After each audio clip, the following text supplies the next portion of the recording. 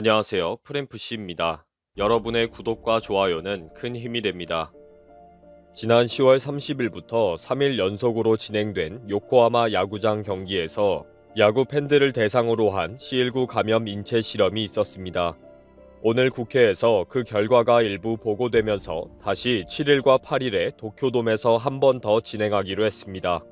그런데 요코하마에서 인체 실험에 참가한 야구 팬들을 중심으로 불만이 터지면서 상황은 이상하게 돌아가고 있습니다. 도쿄돔에서 인체 실험을 밀어붙이는 데는 일본 정부의 충격적인 의도가 있고 일본 야구 기구까지 적극 협조하는 이유도 가관이라고 합니다. 긴박하게 돌아가는 인체 실험에 관한 속보입니다. 지난 1일 실험에 참가한 사람들을 중심으로 무서웠다. 너무 사람이 많았고 의도적으로 사람들이 몰리도록 유도했다. 정말 인체 실험을 당하는 기분이었다. 이제 다시는 실험에 이용당하고 싶지 않다. 라는 말이 나왔습니다. 그러다 보니 이번 달 7일과 8일에 도쿄돔에서 진행하기로 한 2차 인체 실험에 대한 비판적인 말들이 나오기 시작했습니다.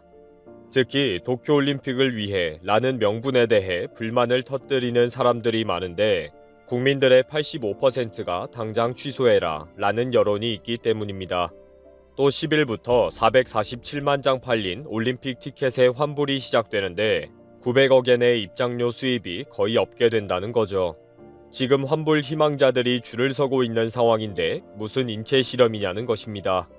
지난 30일부터 시작한 요코하마 경기장에서의 실험에서도 왜 하필 지금이냐 라는 의구심을 제기한 전문가들이 많았습니다. 겨울이 다가오면서 새로운 C19의 확산도 시작되었고 독감도 유행하기 시작한 때였기 때문입니다. 전문가들은 일본 정부가 도쿄올림픽 때문에 조급한 것은 이해가 되지만 상당히 위험한 때이다. 실험에 참가한 관객들은 마스크를 착용하고 응원과 식사를 조심해달라 라고 당부했습니다. 니시무라 야스토시는 오늘 중의원 회의에서 지난 요코하마 스타디움에서 C19가 확산되었다는 보고가 아직 없다. 앞으로 스포츠 등 대규모 이벤트의 입장을 완화해도 좋을 것이다. 실험을 위해 매점이나 출입구에 관중들을 밀집하도록 유도한 것은 실험을 위해 꼭 필요했다. 라고 밝혔습니다. 가나가와 현 지사도 4일 기자회견에서 선진 기술을 활용하고 직원들이 잘 유도해서 실험이 잘 진행된 것 같다. C19가 무섭다고 생각했다면 85%가 넘는 10,000원이 되지 않을 것이다. 라는 말을 했습니다. 인체 실험에 참가한 시민들이 C19가 무섭지 않다. 나는 걸려도 좋다. 라는 마음가짐이 있었기 때문에 인체 실험에 참가했을 것이라고 자랑스럽다는 거죠.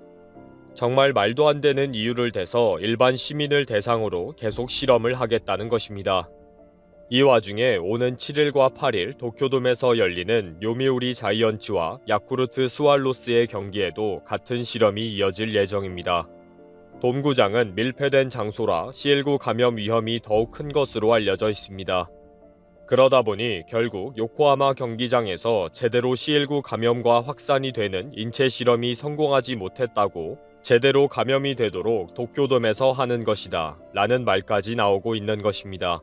37,000명이라는 엄청난 인원의 야구 팬들을 강제로 입장시키고 다시 직원이 유도하는 대로 매점이나 출입구 등에서 최대한 밀접해 몰려다니도록 유도하겠다는 것입니다. 또 도시락을 제공해서 마스크를 벗고 식사를 하도록 유도를 해서 최대한 감염 위험을 높이는 방향으로 인체 실험을 하겠다는 것입니다. 어쩌면 오픈되어 있는 요코하마 경기장보다 밀폐되어 있는 도쿄돔이 인체 실험하기에는 적당하다고 판단한 거죠. 이런 상황이다 보니 일반 야구 팬들을 끌어들여서 왜 인체 실험을 2주 연속으로 해야 하는지 이해가 안 된다. 라는 반발이 생기면서 언론에서도 계속 문제 제기를 하고 있습니다. 프로야구와 같은 스포츠와 대형 이벤트 등은 6월부터 진행된 무관중 경기가 7월부터는 상한 5,000명의 관객이 되었고 9월 19일부터는 수용 인원의 50%까지 입장이 가능한 것으로 확대가 되었습니다. 결국 정부는 50%로 인원이 제한된 상황에서는 C19의 감염 위험이 높지 않기 때문에 가능하면 100% 채워서 감염 위험을 높이는 방향으로 실험을 한다는 거죠. 또 실험을 의도적으로 80%, 90%, 100%로 채워나간다는 3일간의 실험은 무슨 의미가 있는지를 모르겠다는 비판도 있었습니다. 결국 80% 채워졌을 때와 100% 만원으로 채워졌을 때에 C19 감염이 더 심각하게 이루어지는 것인지를 확인하려고 하는 것이 아니냐는 것입니다. 만약에 80%는 괜찮은데 90%부터 감염이 되면 80%로 관중을 채우겠다는 의도라는 거죠. 또 일주일 후에 도쿄돔에서 이루어지는 야구 경기에서 다시 또 해야 하는 이유가 무엇인가 의아해하는 전문가들과 시민들이 많습니다. 언론이 확인한 바에 의하면 사이토 아스시 일본 야구기구 커미셔너가 일본 시리즈를 위해 의도적으로 적극적으로 협조하고 있다는 것입니다. 11월 21일에 개막하는 일본 시리즈에 많은 관중이 와야 하기 때문에 입장 관중의 상한선을 대폭 늘리기 위해 일본 정부의 제안에 호응하는 발언을 했다는 것입니다. 그동안 리그 경기 중에는 무관중 시합을 했다가 5,000명으로 제한했다가 이제 겨우 전체 입장 가능 관중의 50%로 풀리면서 각 구단과 일본 야구 기구의 수입이 크게 줄어들었다는 것입니다. 그래서 요코하마에서의 인체 실험 이후에도 사이토 커미셔너는 일본 정부와 협력해 다시 100% 꽉 찬 경기 관중에서 시합을 하기를 원했다는 것입니다. 그런데 문제는 이러한 인체 실험 사실을 나중에 알게 된 예매자들입니다. 이들은 결정 이전에 이미 표를 구입했다는 것입니다. 입장 관객을 전체의 50%로 제한했기 때문에 거의 대부분 미리 표를 예매했다는 것입니다. 이들은 원하지 않았는데 얼떨결에 시험대에 올라가게 생겼다. 이런 조치가 도저히 이해가 되지 않는다 라고 불만을 토로하고 있습니다. 야구 팬들은 팬들과 함께 라는 캐치프레이즈를 내세우면서 결국 팬들을 무시하고 결정한 것이라고 비난하고 있습니다. 그러면서 이미 표를 예매한 50%의 야구 팬들은 티켓을 하수구에 갖다 버릴 것이다. 결국 관전을 하지 않을 것이고 경기장은 빈자리로 넘쳐날 것이다. 인체 실험도 엉망이 될 것이다. 라면서 반발하고 있습니다. 일본 정부는 야구 팬들을 대상으로 감염 위험에 관한 데이터를 얻어서 일본은 이렇게 철저하게 올림픽 준비를 하고 있다. 라는 자료를 만들려고 노력하고 있습니다. 일본 정부가 철저하게 준비를 하고 있기 때문에 도쿄올림픽에 참가해도 아무 문제가 없다는 인식을 심어주기 위해서입니다. 이러한 의도에 대해 이제 일본 국민들조차 정말 말도 안 되는 인체 실험이다 라고 반박을 하고 있으며 7일과 8일 도쿄돔에서의 실험에 보이콧을 하겠다고 합니다. 사람의 목숨을 가지고 장난치는 일본 정부나 일본 야구기구나 모두들 제정신이 아니네요. 미국 경찰은 한국에게 배워야 한다. 흑인 조지 플로이드 사망 사건으로 미국 경찰의 폭력성이 도마에 오른 가운데 최근 미국 공영 라디오 PRI에서 그에 비교되는 한국의 시위 문화를 비교하면서 한국 경찰에게 미국 경찰들이 배워야 할 것은 무엇일까라는 프로그램을 기획했습니다. 그리고 한국 전문가로 통하는 한 영국인에게 한국에서 폭력 시위는 어떻게 옛일이 됐을까라는 인터뷰를 진행했습니다.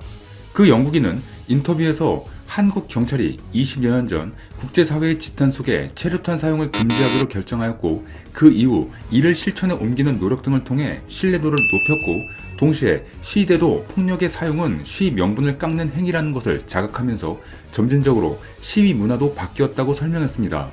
이어 경찰이 과거의 행위에 대해 계속 속죄해오고 있으며 올해 60항쟁 33주년을 기념해 경찰관 인권행동 강령을 선포하기에 이르렀다는 한국경찰청 인권보호 개장의 설명을 전하기도 했습니다. 이런 성찰을 통해 경찰과 시위대의 투쟁의 역사 속에서 촛불혁명도 나올 수 있었다는 것입니다. 한국 역사에 정통하지 않았다면 쉽게 나올 수 없는 답변인 것입니다. 그 영국인은 바로 마이클 브린으로 영국의 작가이자 컨설턴트이자 대한민국과 북한에 관한 주제를 다루는 언론인이었고 현재는 인사이트 커뮤니케이션즈라는 컨설팅 회사를 운영하고 있습니다. 그의 고국인 영국에서보다 한국에서 살아온 날이 더 많은 38년째 한국에서 지내고 있는 한국인보다 한국을 더 잘 이해하고 있는 사람입니다. 그는 오래전에 한국인을 말하다라는 저서를 통해 한국인의 특징을 설명했는데요. 이 책은 한국으로 오는 외국 기자들의 필독서가 되고 있습니다. 한국에서 오랜 기자 생활을 한 외국인이 보는 한국인의 특징 함께 확인하시죠. 한국인보다 한국인을 더 잘 이해하고 있는 브린은 저서 한국인을 말하다에서 한국인은 부패, 조급성, 당파성 등 문제가 많으면서도 또한 훌륭한 점이 정말 많다고 지적하며 다음과 같이 그 특징을 정리했습니다. 책을 쓴 시기가 있어 지금과는 약간 차이가 있다는 것을 미리 감안하시고 재밌게 봐주시길 바랍니다. 첫 번째는 평균 IQ 105를 넘는 유일한 나라. 출처마다 약간의 차이가 있지만 현재도 최상위권에서 떨어지지 않고 있습니다. 우리의 할아버지, 아버지 세대에서는 종종 이런 말씀들을 하십니다. 내가 가난해서 공부를 못한 게 천추의 한이었다. 그래서 내 동생, 내 자식만큼은 내가 굶더라도 학교를 보내고 공부를 하게 했다. 이러한 학문에 대한 열망이 지능이 높게 나오는 원동력이 되지 않았을까 생각해봅니다.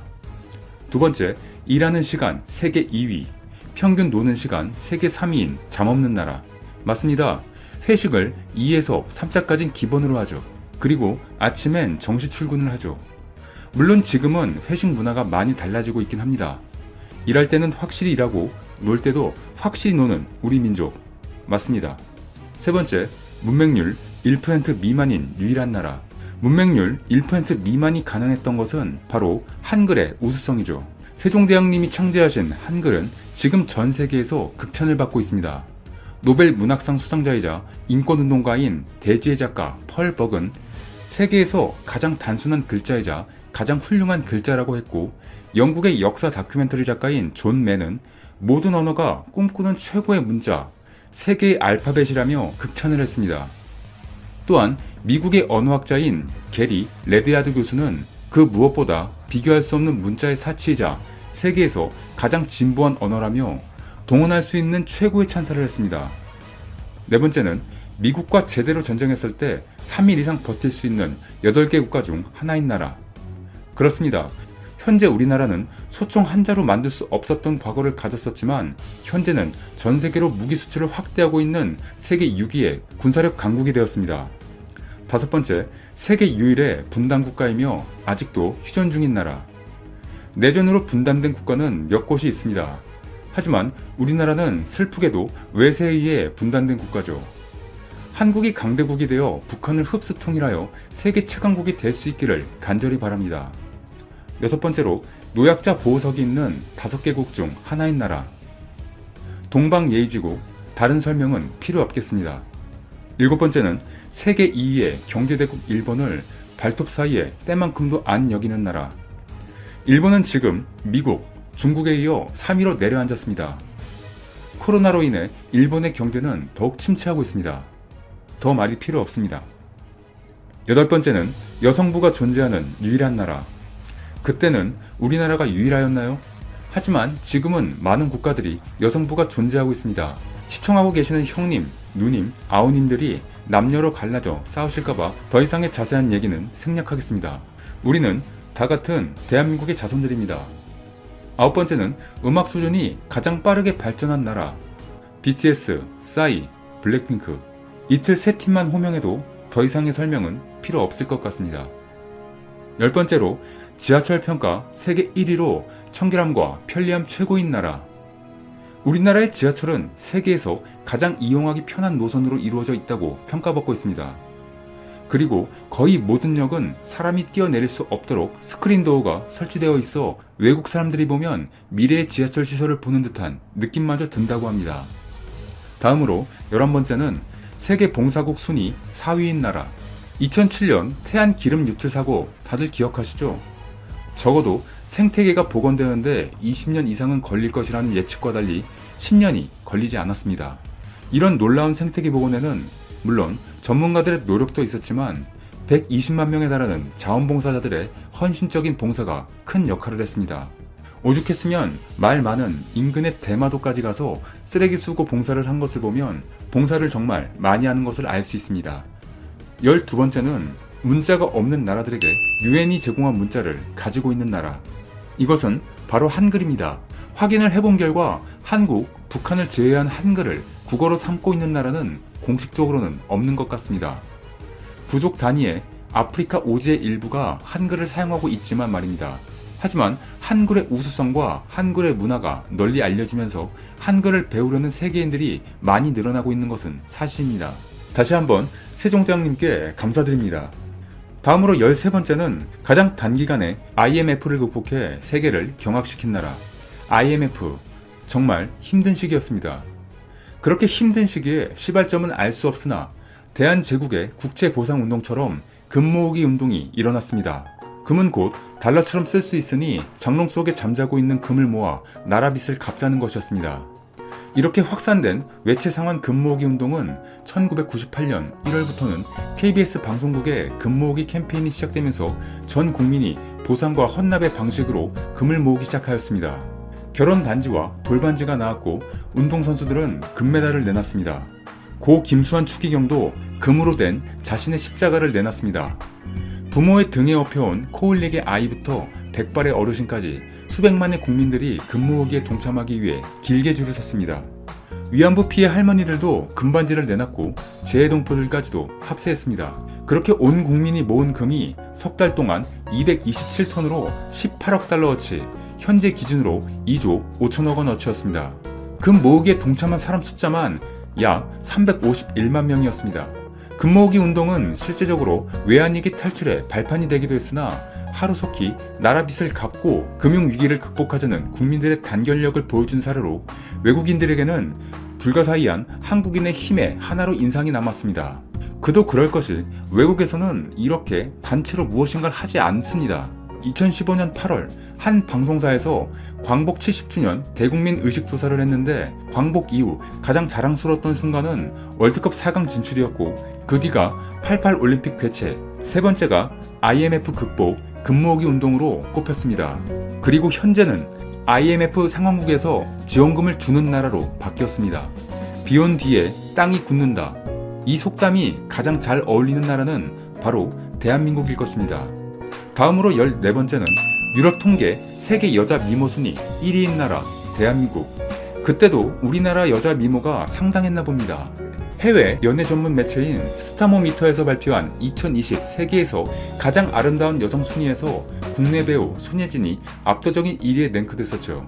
또한 블랙핑크 지수와 로제, 배우 송혜교, 블랙핑크 제니 역시 5에서 8위로 상위권에 랭크됐습니다. 다음으로 15번째는 미국 여자 프로골프 상위 100명 중 30명이나 들어간 나라. IMF 위기가 극에 달했을 때 22살 박세리 선수가 신발과 양말을 벗고 물에 들어가 오비공을 걷어내며 우승까지 이어내는 장면 다들 기억하십니까?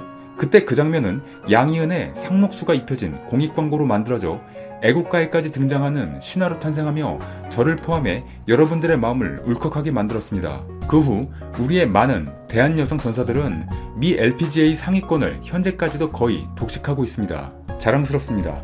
다음으로 16번째는 세계 10대 거대 도시 중 한 도시를 보유하고 있는 나라, 바로 서울이죠. 국가, 인구수, 도시 브랜드, 경쟁력을 평가해서 10위에 올랐었죠. 다음으로 17번째는 세계 4대 강국을 우습게 하는 배짱 있는 나라, 미국놈, 외놈, 떼놈, 러시아놈. 이것에 대한 이유는 22번에서 나옵니다. 다음으로 18번째는 인터넷, TV, 초고속 통신망이 세계에서 최고인 나라, 한국이 하면 표준이 됩니다. 다음으로 19번째는 세계에서 가장 많은 발음을 표기할 수 있는 문자를 가진 나라, 한글은 24개 문자, 11,000개의 소리를 표현 가능합니다. 일본은 300개, 중국은 400개에 불과합니다. 대단합니다. 20번부터는 설명이 잘 되어 있어 따로 코멘트를 넣진 않겠습니다. 20번째는 세계 각국 유수대학의 우등생 자리를 휩쓸고 있는 나라. 21번째, 한국인은 유태인을 게으름뱅이로 보이게 하는 유일한 민족. 까칠하고 비판적이며 전문가 뺨치는 정보력으로 무장한 한국인. 다음으로 22번째는 세계에서 가장 기가 센 민족. 한국인은 강한 사람들에게 꼭 놈자를 붙인다. 위에서 말한 미국놈, 외놈, 떼놈, 러시아놈 등등 무의식적으로 놈자를 붙여 깔보는 것이 습관이 됐다. 23번째는 약소국에겐 관대하다. 아프리카 사람, 인도네시아 사람, 베트남 사람 등 이런 나라엔 놈자를 붙이지 않는다.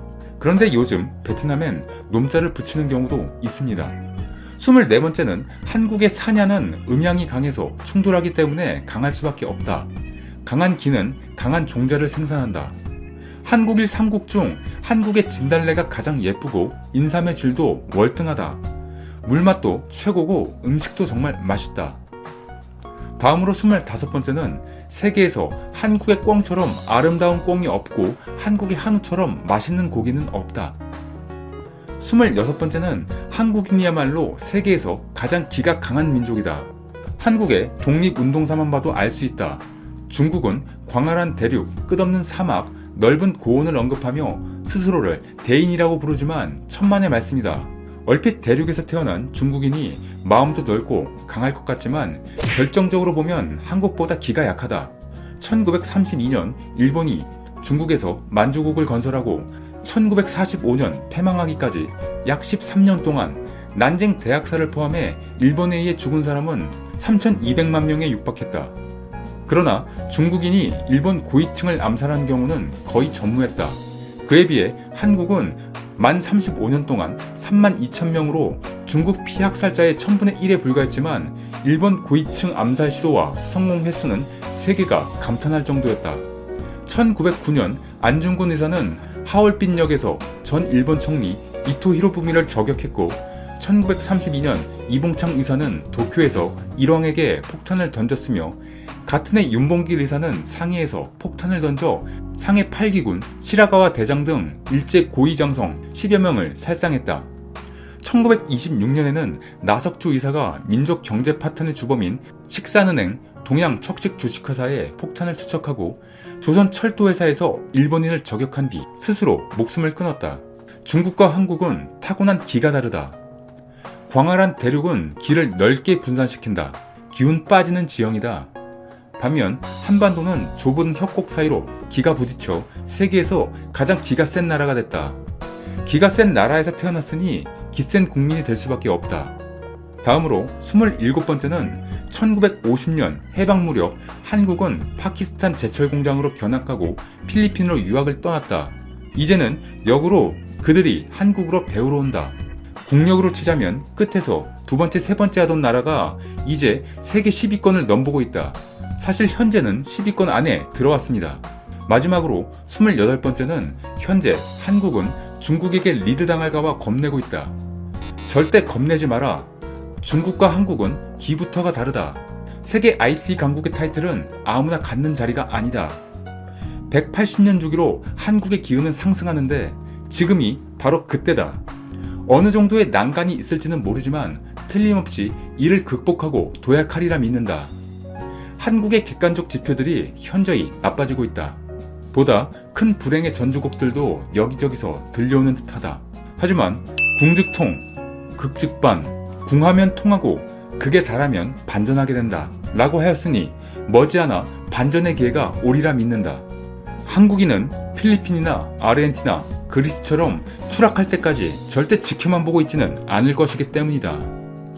마이클 브린, 그가 말하는 한국인의 특징 대부분이 공감이 되었습니다. 그리고 왠지 뿌듯함이 느껴집니다. 이만한 나라, 이만한 민족이 또 어디에 있을까요? 이 땅에 태어나 감사합니다. 이상 이슈트래커였습니다.